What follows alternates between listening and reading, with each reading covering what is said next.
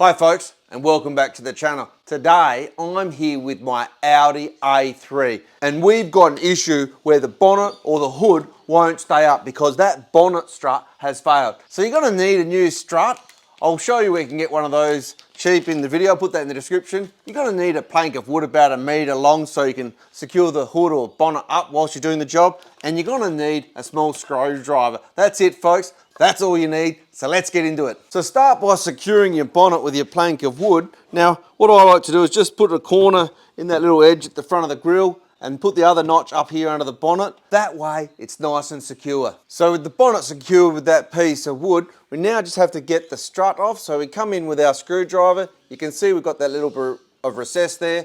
Pop the clip out, just like that, and then we should be able to pull that off. So with the top of the strut off, we could pop that clip off, but with that off, alternatively, we can just flex that around and it will just pop off just like that, and we're good to go with that off. So we grab our new strut, and to get it on, it's really simple. We don't need to release the clips on either end. We simply line it up with that ball, just like this, and then give it a bit of a pull.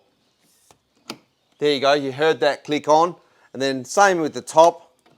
Might need to compress it a little bit or lift the bonnet. So I'll come around, lift the bonnet and take my piece of wood out and then literally line it up, and there we go, we just click that into position. So there you go, it's that quick and simple. We've got our new hood or bonnet strut in.